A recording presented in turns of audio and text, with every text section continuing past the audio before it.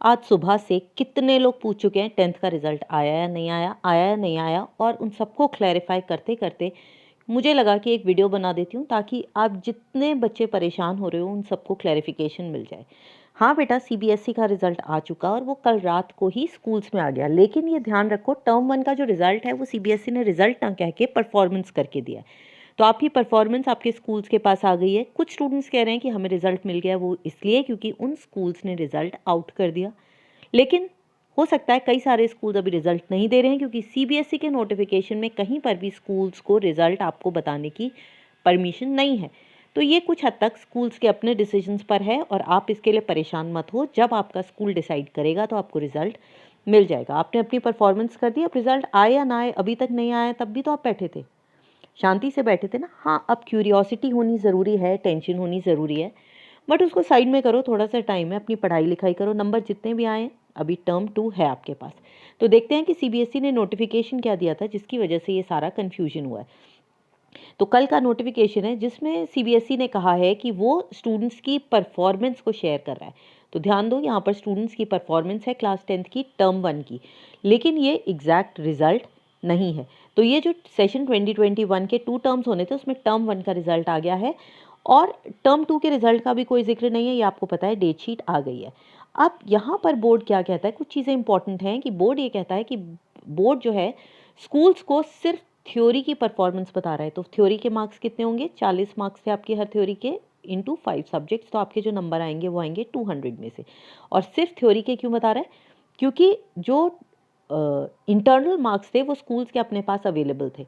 तो क्योंकि अब आप जो पूछ रहे हो कि वेबसाइट पर क्यों नहीं आया, वो इसीलिए नहीं आया है क्योंकि ये जो है परफॉर्मेंस जो स्टूडेंट्स की है वो वेबसाइट पर नहीं मिलेगी, क्योंकि सिर्फ थ्योरी के मार्क्स अभी डिस्क्लोज हुए हैं। इंटरनल के जो मार्क्स हैं वो स्कूल ने दिए हैं। स्कूल के पास आपका पूरा रिजल्ट है क्योंकि उनके पास इंटरनल भी हैं और एक्सटर्नल भी हैं, और अभी ये कहीं अपलोड भी नहीं हुआ है। तो आप डिजी लॉकर पे जाना, साइट पे जाना, कहीं पर भी ढूंढने की कोशिश मत करो, अभी रिजल्ट नहीं है और कोई इसके बारे में क्लैरिफिकेशन भी नहीं है कि अभी ये कब तक आपको दिया जाएगा। तो जो स्कूल की जो परफॉर्मेंस है वो जो स्टूडेंट्स की अपलोड की गई थी ओएमआर शीट्स के टाइम पर, ओएमआर शीट्स को इवैल्यूएट करके वो रिजल्ट आया और वो 40 मार्क्स का था। और कुछ और क्लैरिफिकेशंस भी हैं, जैसे कि अगर टर्म 1 का एग्ज़ाम किसी बच्चे ने नहीं दिया कोविड की वजह से या कोई भी और उसका रीज़न था, तो उनको कोई परफॉर्मेंस उनकी नहीं आ रही। ऑब्वियस है ये, तो जब उन्होंने एग्जाम ही नहीं दिया थ्योरी का तो उनकी कैसे आएगी। और उनका जो असेसमेंट है वो टर्म 2 के हिसाब से हो जाएगा, ठीक है। उसके बाद एक दो चीज़ें और जो इम्पोर्टेंट है वो बता देती हूँ कि यहाँ पर फिर से जो मार्क्स हैं वो सिर्फ थ्योरी के हैं और इसमें प्रैक्टिकल के मार्क्स नहीं हैं क्योंकि वो स्कूल के पास पहले से ही हैं। अब क्योंकि ये टर्म 1 था तो यहाँ पर आपको मार्कशीट भी अभी नहीं मिलेगी, आपको एंड में सिर्फ एक मार्कशीट मिलेगी। और अभी क्यों नहीं दिया है, क्योंकि टर्म 2 के जब नंबर आ जाएंगे तो उसको और फर्स्ट टर्म के रिजल्ट को तब टैली किया जाएगा as per the weightage decided for term 1 and term 2। पहले भी ये हुआ था जब मैंने आपको पिछला सर्कुलर बताया था कि टर्म 1 की और टर्म 2 की जो वेटेज है, पहले तो यही था कि 50-50 होगी अगर दोनों एग्जाम्स ऑफलाइन होते हैं। लेकिन अगर कोई एग्ज़ाम ऑनलाइन होता है, किसी पेपर में कोई प्रॉब्लम आ जाती है, ये वेटेज जो है वो चेंज भी हो सकता है। हो सकता है इसका वेटेज घटा दिया जाए, इसका बढ़ा दिया जाए, या टर्म 1 का वेटेज बढ़ा दें और टर्म 2 का घटा दें। अब क्योंकि ये वेटेज क्लियर नहीं है इसलिए आपको आपका रिजल्ट एज सच रिजल्ट कह के नहीं दिया गया है, आपकी परफॉर्मेंस आपको दे दी है ताकि उस परफॉर्मेंस के अकॉर्डिंग आप अपने टर्म 2 की तैयारी कर सको। और इस रिजल्ट से एक्चुअली तो आपको कुछ लेना देना नहीं है, अभी तक रिजल्ट नहीं आया था तब भी आप पढ़ रहे थे और अब भी पढ़ो क्योंकि आपको अपने नंबर टर्म 2 के हर हाल में बेस्ट चाहिए।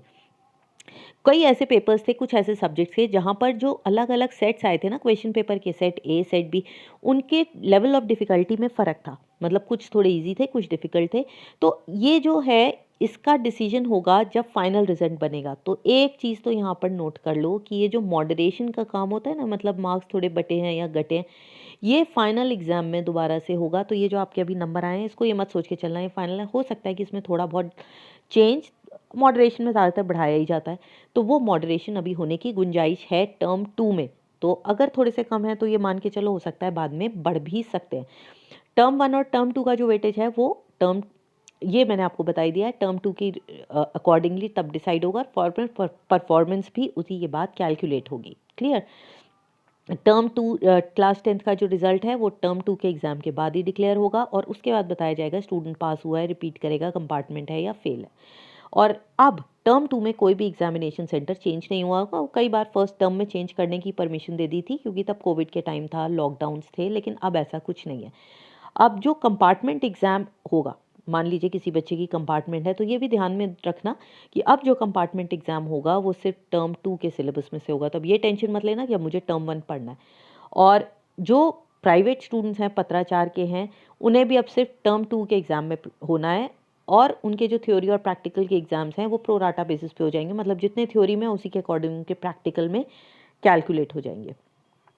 और जो भी प्रॉब्लम्स थी जो कि मार्किंग स्कीम के टाइम पर आई थी, तो अब ये कह रहा है कि बोर्ड ने उस परफॉर्मेंस का ध्यान जो है रखा है और बोर्ड ने उसको ध्यान में देते हुए ही रिवाइज्ड मार्किंग स्कीम दी थी। और जहाँ पर भी कोई कॉम्प्लिकेटेड क्वेश्चंस थे या कोई कंट्रोवर्सी थी, वहाँ पर बच्चों को जो मार्किंग दी गई है वो सूटेबल मैनर में दी गई है और उसका फ़ायदा academic interest of the students, मतलब उसका फ़ायदा बच्चों को दिया गया है।